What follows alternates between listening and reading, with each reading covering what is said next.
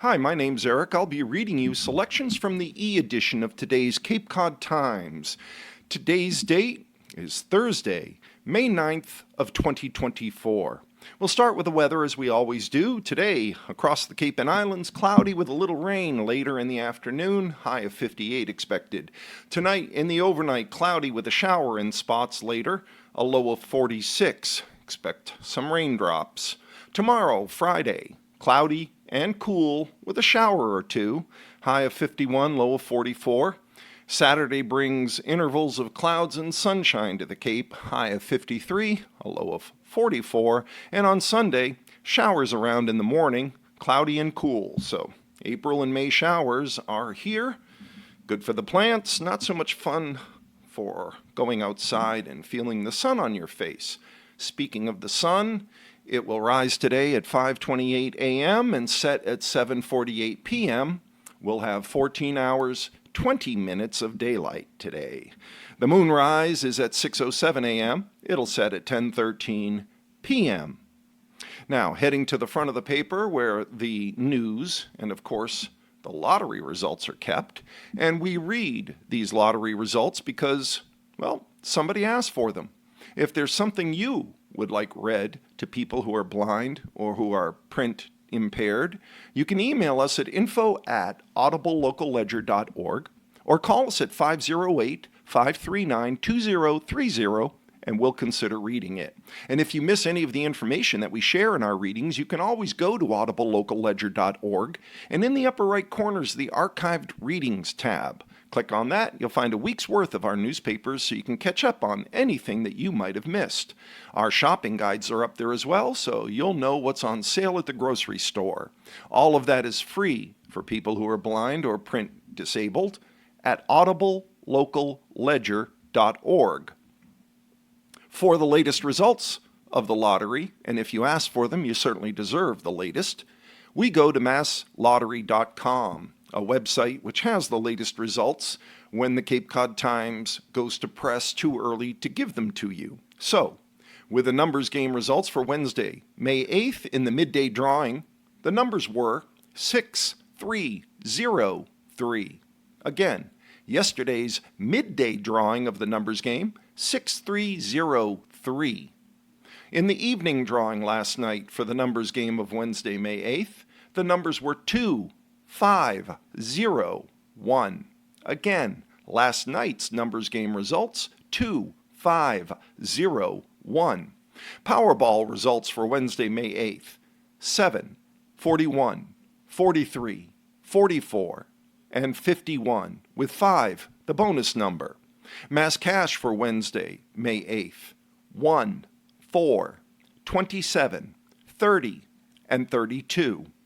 Megabucks for Wednesday, May 8th, 9, 18, 22, 25, 34, and 38.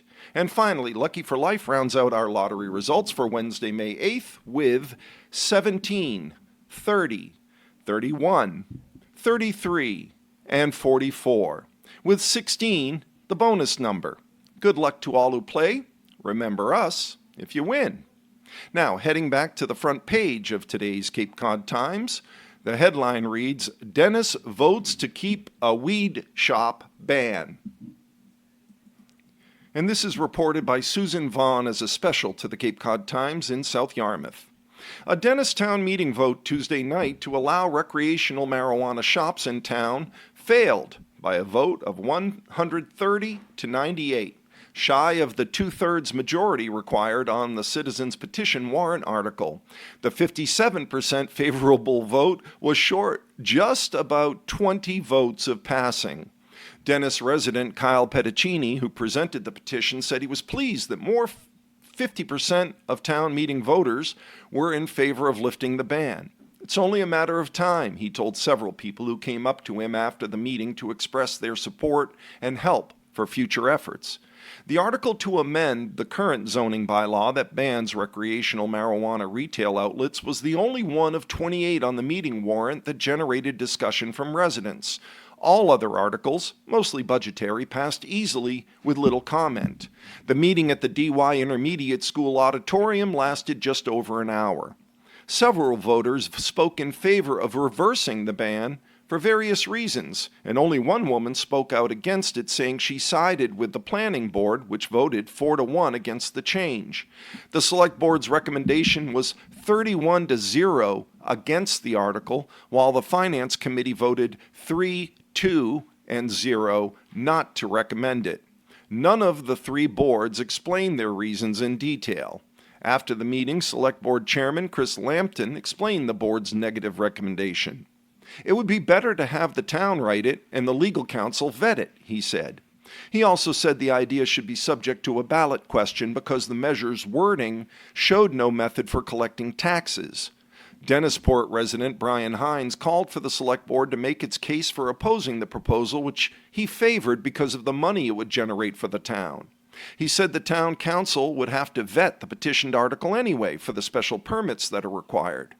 In presenting the petition with some amendments on Tuesday, Petticini said he used Brewster's recreational marijuana bylaw and Dennis's existing medical marijuana bylaw to draft it. The number of establishments would be limited to fewer than 20% of the licenses for retail alcohol stores, which would be 2, he said.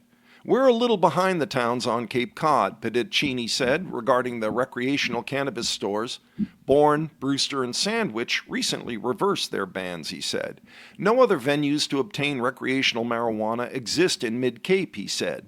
Petticini argued the stores would produce significant money for the town, and as an example, he showed that Mashpee took in $350,857 in 1 year, and estimated Dennis could take in more than $500,000 from the retail stores.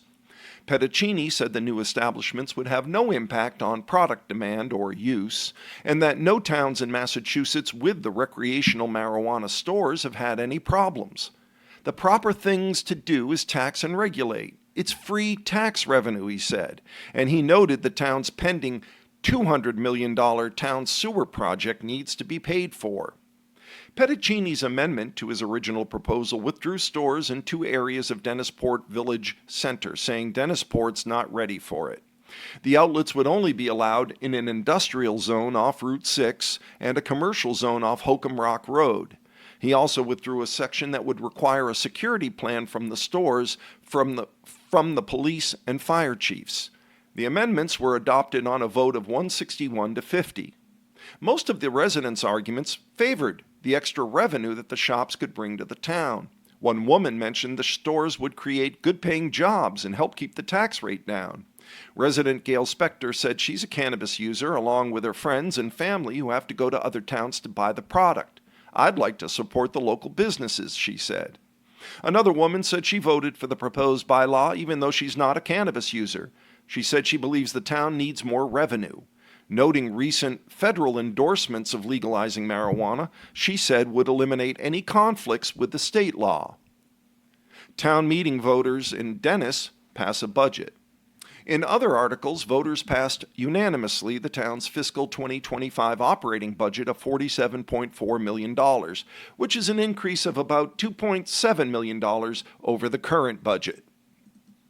Voters also approved officials' salaries and the Cape Cod Regional Technical Assessment of $1.8 million. The Dennis-Yarmouth Regional School Committee chairperson, Jenny Landers, spoke on the school budget total of $80.9 million and the Dennis Assessment and Debt Service total of $20.8 million. She described significant challenges to the budget for staff, utilities, transportation, and loss of COVID and post-COVID funding, resulting in significant cuts in staff and resources. She thanked the residents for their support, and the budget passed unanimously. Selectman Jim Plath explained a potential Proposition 2.5 override to replace an old fire truck and ambulance for $2.9 million. He called it a once-in-a-lifetime purchase, but said the override may not be necessary if other funding is found in the next 2 or 3 years. The article passed on a 2/3 majority vote. Several other approved articles related to the upcoming sewer projects, including easements for pumping stations and an enterprise fund for the operation and maintenance of the future wastewater plant. The other article on the cover of the Cape Cod Times today that's local, and we always try to keep it local, mortgage note for JFK home is up for auction by Heather McCarran. A rare piece of American memorabilia tied to the Hyannisport home of John F. Kennedy is now up for grabs to the highest bidder. The item's a mortgage note between JFK and his father, Joseph Kennedy Sr., dating to 1957, which is the year after JFK just missed winning his party's nomination for vice president under Adlai Stevenson. It was 3 years before JFK declared his own candidacy and 4 years before he was inaugurated. R.R. Auction, a Boston firm that deals with rare manuscripts, autographs, and historic artifacts, is also auctioning a number of other Kennedy-related items in commemoration of JFK's May 29th birthday. It was consigned to us within the last 2 to 3 months, said R.R. Auction Executive Vice President Bobby Livingston on Monday. We're in Boston, so we're known for selling Kennedy family autographs and artifacts. That's how we came to have it. The document, he said, is privately owned. A very rare Kennedy document. As Kennedy collectibles go, the item's particularly noteworthy. It's very rare to see a document between JFK and his father, Livingston added. The one-page typed note, still stapled into its original blue legal folder, outlines a promise by JFK to pay back $50,000 to his father within 5 years for the purchase of 111 Irving Avenue in Hyannisport.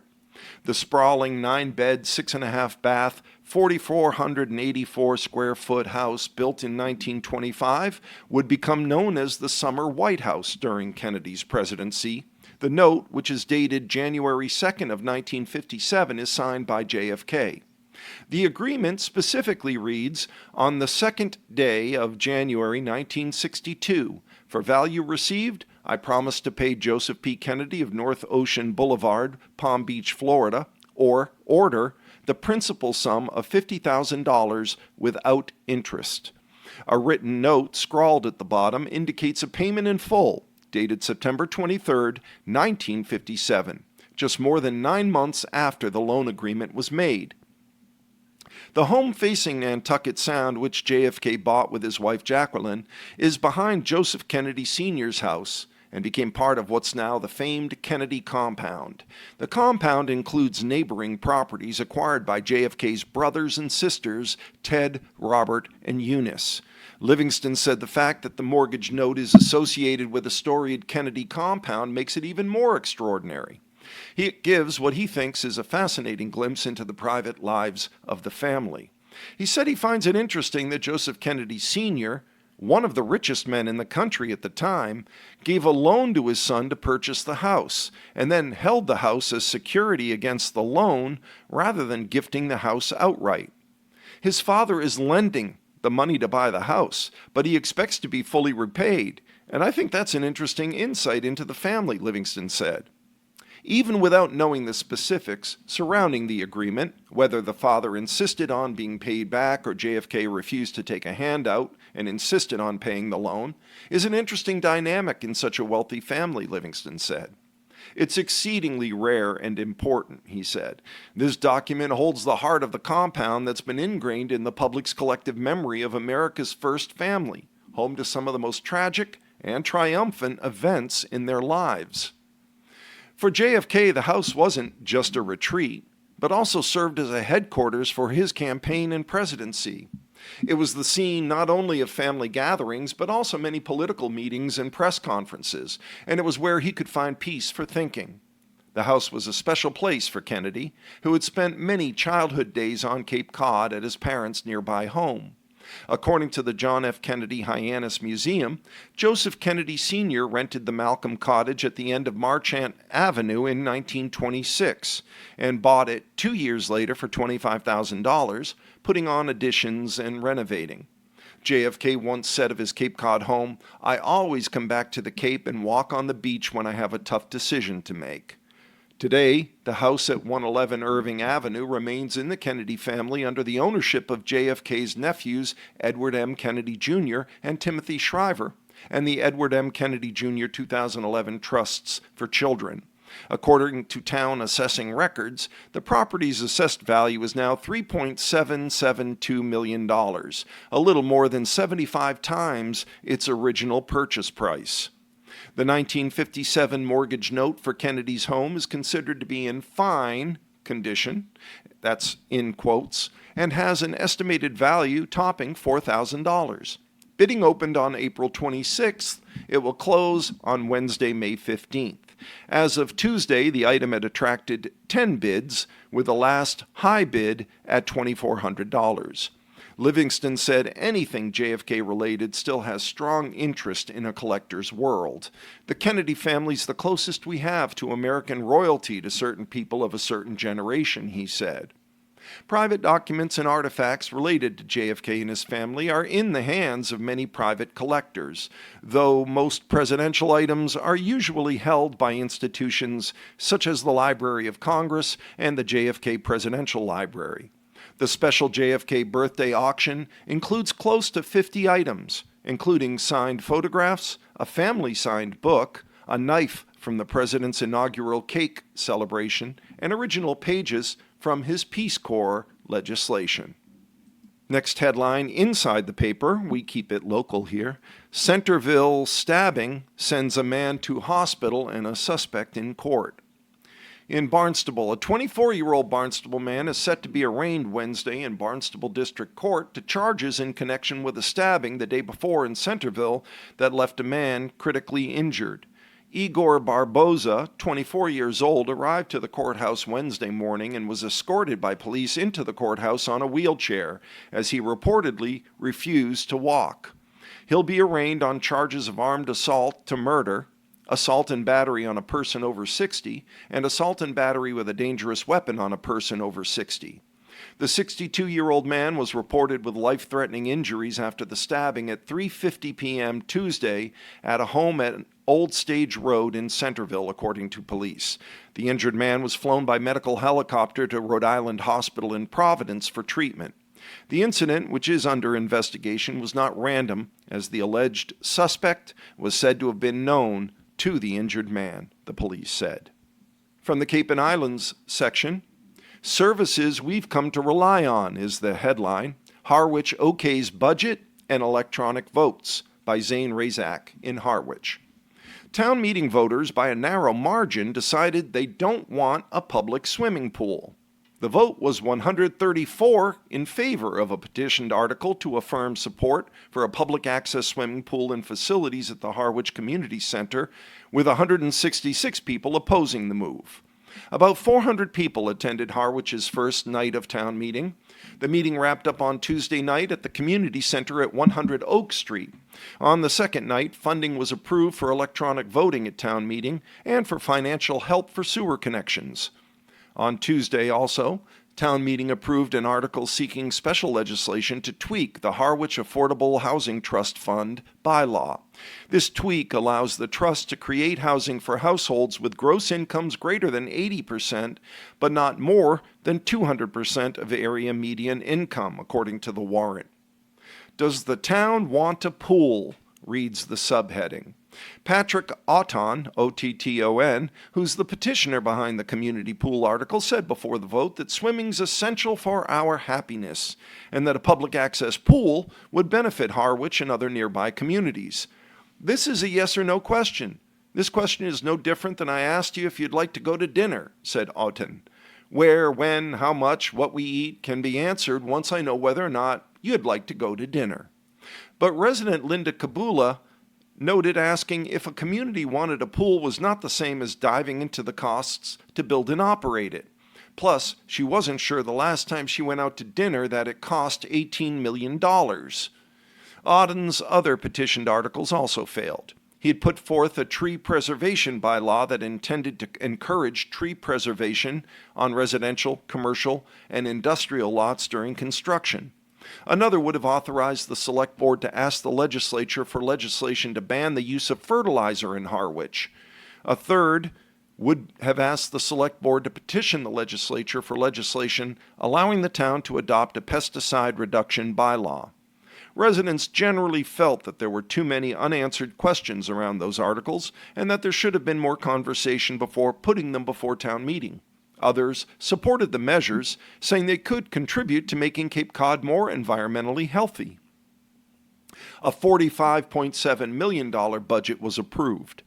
Town meeting voters also approved the $45,732,309 spending package, which represents an 8.1% increase over last fiscal year.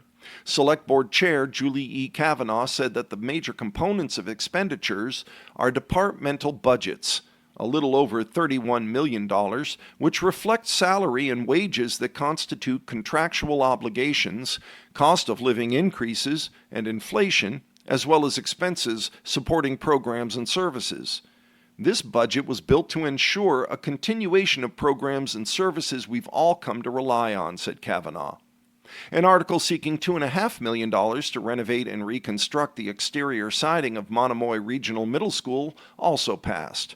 The borrowing authorized depends on the passage of the related ballot question, which voters will decide during the annual town election on May 21st. About 75% of the project will be paid for by Harwich, while the rest will come from Chatham. But the whole amount needs to be appropriated. All Community Preservation Act articles passed, including $400,000 for the Harwich Fire Association to create workforce housing at the former fire station at 203 Bank Street, $250,000 for the Cold Brook Trailhead and Public Access Project, and $7,500 for the Lower Cape Housing Institute. The other article in the Cape and Islands section of the Cape Cod Times dated today, Thursday, May 9th of 2024, School Committee and Planning Board seats are still open, by Rachel Devaney. Mashpee voters go to the polls on May 11th, featuring 2 contested races for School Committee and Planning Board and requests to approve 2 Proposition 2.5 overrides that will pay for the second phase of the town's sewerage plans and designing a new police station. Precincts 1 and 2 will vote at the Senior Center, Precincts 3 and 4 at Town Hall, and Precinct 5 at the Mashpee Public Library, according to the town's website. 4 candidates are vying for 2 school committee seats, according to a town specimen ballot, including Kelly Robeson, Christopher Santos Sr., Michael Valois, and Brian Whedon. Robeson, who's 46 years old, said she's running for school committee because she believes change is needed. I want to be part of the solution. I'm a problem solver, a multitasker, and an active community member and parent, said Robeson, who was a den leader for Mashpee Pac 36 Cub Scouts. Robeson has lived in Mashpee for 12 years and said she wants to serve to bring student voices and concerns to the table. I don't agree with the way school committee's working right now. The committee isn't doing 100% of what should be done, said Robeson, who has 1 child in the Mashpee school system. If we all work together, I think we can change things. But we need the right people in place to listen and to perform. Santos, who's 45 years old, served on the school committee from 2014 to 2020. Since he left, he said there have been changes in the district and hiring inconsistencies. With his experience, he said he wants to throw his hat back in the ring. Potentially, I could help by using what I learned in my time on the committee, said Santos, who has 1 child in the Mashpee school system and 2 children who graduated from Mashpee schools. I want to help propel Mashpee into a better state than we are today. Transparency's key for school committee members, said Valois, who's 51 years old. I'm here to listen. I want to talk to people, said Valois, who has 3 children enrolled in Mashpee schools, and Valois is V-A-L-O-I-S. I think it's Valois. It may be Valois or Valois. If elected, Valois wants to improve technology to help students learn efficiently, outline a budget that puts students' academic success above all else, hold students accountable for using and dealing vapes in school, and teach children the value and importance of respect. A former member of the Coast Guard, Valois, said he has a lot to offer the school committee as well as students, teachers, and staff. Public service is what I do, said Valois, who has lived in Mashpee since 2000. The community deserves for me to try to improve things. I want to encourage respect, collaboration, and priorities. Whedon, who's 31, is the current school committee vice chair and was born and raised in Mashpee. He's rerunning for school committee because he loves his community, he said. I'm proud to be a product of the Mashpee school system, said Whedon, who's also the chairman of the Mashpee Wampanoag tribe. After graduating from Mashpee Middle High School in 2011, Whedon has represented Mashpee on a national level with organizations such as United National Indian Tribal Youth and National Congress of American Indians. Those experiences, he said, brought value from a historical and cultural perspective, which he hopes to share with Mashpee.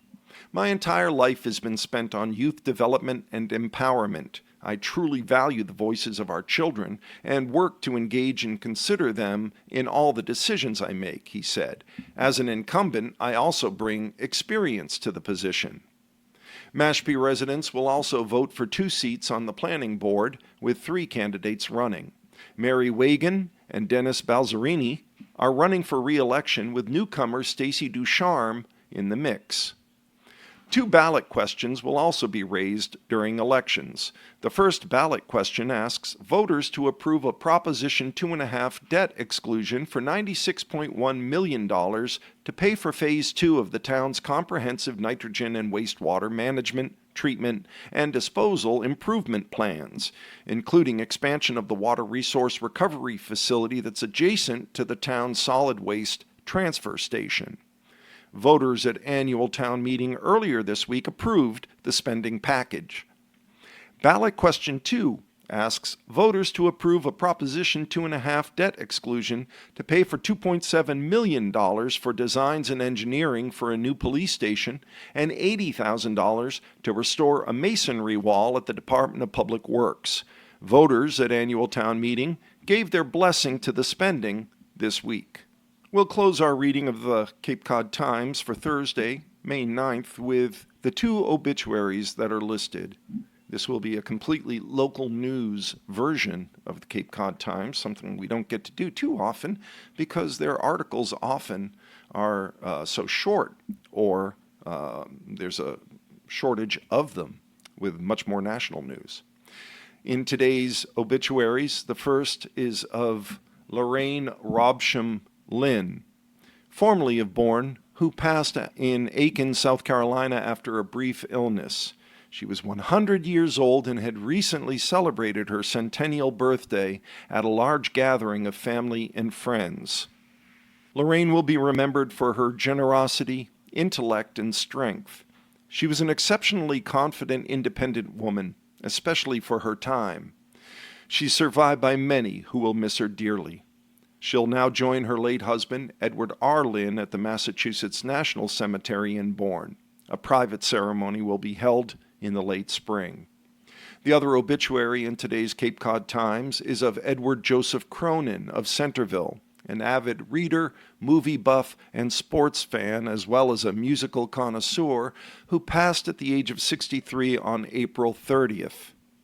He was a lifelong Massachusetts resident and was known to many of his friends for a deep knowledge of sports, particularly when it came to the Celtics, the Red Sox, and the 6-time NFL champion Patriots. He will be missed by many. Funeral from the funeral home will be held on Monday, May 13th at 9 a.m., followed by a funeral mass in St. Teresa Church at 10 a.m., with the interment happening at St. Joseph Cemetery. Visiting hours will be at the William J. Gormley Funeral Home at 2055 Center Street in West Roxbury on Saturday, May 11th, from 3 to 7 p.m. That concludes the obituaries that are listed in the Cape Cod Times for Thursday, May 9th of 2024, as well as our reading of the Cape Cod Times. This is your reader, Eric, saying be well, be safe, look after each other. Bye for now.